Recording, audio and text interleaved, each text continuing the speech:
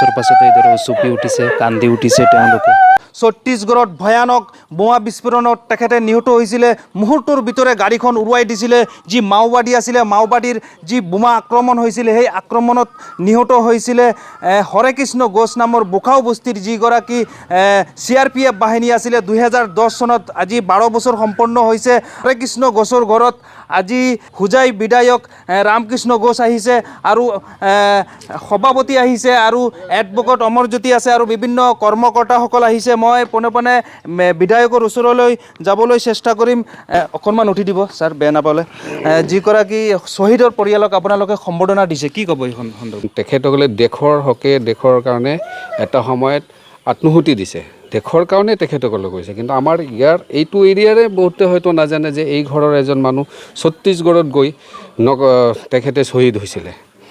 এই কথাটো যদি আমাৰ এই এৰিয়াৰ মানুহো যদি আজি জানে, তেতিয়াহ'লে তেখেতসকলে কিমান ইনস্পায়াৰ্ড হ'ব। তেখেতসকলে ওলাই আহিব যে আমি কাৰ কাৰণে কাম কৰিব লাগে, কিহৰ কাৰণে কাম কৰিব লাগে। যিটো সমাজ যিটো মুহূৰ্তত মেটেৰিয়েলিষ্টিক হৈ গৈছে, সেই মেটেৰিয়েলিষ্টিক ছ'চাইটিত যদি আমি অলপ আমাৰ যদি কল্পনা শক্তি, আমাৰ যিটো ক্ৰিয়েটিভ শক্তি, সেইটো যদি আমি আগবঢ়াই লৈ নাযাওঁ, পোনে পোনে যাবলৈ চেষ্টা কৰিম। যিগৰাকী হৰেকৃষ্ণ ঘোষ 12 বছৰ পূৰ্বে 2010ত ভয়ানক বোমাত বিস্ফোৰণত মৃত্যু হৈছিলে, নিহত হৈছিলে, চীৰ্ণ বিচূৰ্ণ হৈ গৈছিলে।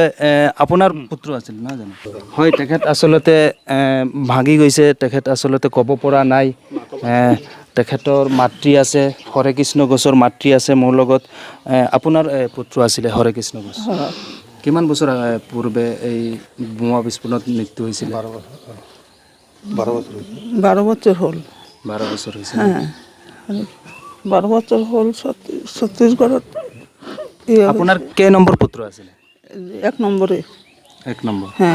হয়, মোৰ লগত আছে অধিবক্তা আছে অমৰজ্যোতি শইকীয়া, দাদা আছে। মই দাদাৰ মন্তব্য ল'বলৈ চেষ্টা কৰিম। দাদা, কি ক'ব?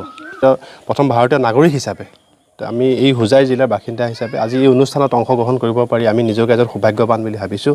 আমাৰ ওচৰতে আমাৰ জিলাৰে এগৰাকী মহান আমাৰ দেশপ্ৰেমিক, যি তেওঁ নিজৰ জীৱন উৎসৰ্গা কৰিলে আমাৰ মাতৃভূমিৰ কাৰণে। আমি তেখেতৰ আত্মাৰ সদ্গতি কামনা কৰিছোঁ আৰু এই মহান পৰিয়ালটোৰ ওচৰত আমি আমাৰ ভাৰতীয় জনতা পাৰ্টীৰ তৰফৰ পৰা আমি সশ্ৰদ্ধ সেৱা জনাইছোঁ। কিদৰে আৱেগিক হৈ পৰিছে বোকা বস্তিৰ শ্বহীদ হৰেকৃষ্ণৰ ঘৰত আজি কান্দনৰ ৰোল 12 বছৰ পাছত দেখুৱাইছোঁ মই। সম্বৰ্ধনা দিবলৈ আজি বিধায়ক ৰামকৃষ্ণ ঘোষ উপস্থিত হৈছিলে। এই বৃদ্ধ ককাগৰাকী হৈছে হৰেকৃষ্ণ ঘোষৰ পিতৃ আৰু এই কান্দি থকা মাতৃগৰাকীয়ে হৈছে শ্বহীদ হৈ যোৱা হৰেকৃষ্ণ ঘোষৰ মাতৃ। তেখেত আজিও উচুপি কান্দিছে। আজি 12 বছৰ পাছতো হোজাইৰ এটি শ্বহীদ পৰিয়ালত দেখা গৈছে কান্দনৰ ৰোল। 2010 চনত আজি 12 বছৰ সম্পন্ন হ'ল। ছত্তীশগড়ত মাওবাদীৰ ভয়ানক আক্ৰমণত চীৰ্ণ বিচীৰ্ণ হৈ শ্বহীদ হৈছিলে হোজাইৰ বোকাও বস্তিৰ হৰেকৃষ্ণ ঘোষ নামৰ ব্যক্তিজন। আজি ব্যক্তিজনৰ পৰিয়ালক সম্বৰ্ধনা দিয়া হৈছে আৰু এই ব্যক্তিজনৰ পৰিয়ালক সম্বৰ্ধনা দিয়াৰ সময়তে এক আৱেগিক পৰিৱেশ দেখা গৈছে। কান্দনৰ ৰোল উঠিছে। হৰেকৃষ্ণ ঘোষ যিগৰাকী শ্বহীদ হৈছিলে, তেখেতৰ মাতৃয়ে আজি কান্দিছে, পিতৃয়ে কান্দিছে। এক আৱেগিক পৰিৱেশ দেখা গৈছে তেখেতৰ ঘৰত। এয়াই হৈছে হৰেকৃষ্ণ ঘোষ যিগৰাকীয়ে ছত্তীশগড়ত শ্বহীদ হৈছিলে, তেখেতৰ বাসগৃহৰ দৃশ্য হোজাইৰ বোকাও বস্তি। আজি 12 বছৰ পাছত হৰেকৃষ্ণ ঘোষৰ পৰিয়ালক সম্বৰ্ধনা দি দেশবাসীক মনত পেলাই দিব বিচাৰিছে যে তেওঁ এগৰাকী দেশৰ যোদ্ধা আছিল, দেশৰ বাবে যুদ্ধ কৰিছিলে, দেশৰ বাবে প্ৰাণ আহুতি দিছিলে। তেখেত দেশৰ বীৰ যোদ্ধা আছিলে হৰেকৃষ্ণ ঘোষ। আৰু মোৰ লগত হোজাই ডিষ্ট্ৰিক্টৰ বিজেপিৰ সভাপতি আছে। মই সভাপতিৰ ওচৰলৈ যাবলৈ চেষ্টা কৰিম। কি ক'ব?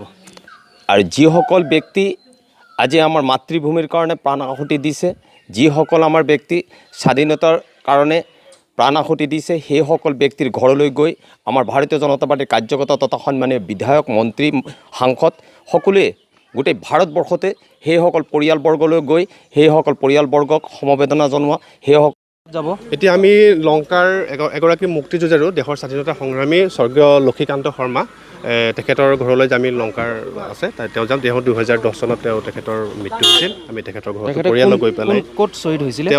তেওঁ দেশৰ স্বাধীনতাৰ সংগ্ৰামত তেওঁ অংশগ্ৰহণ কৰিছিলে।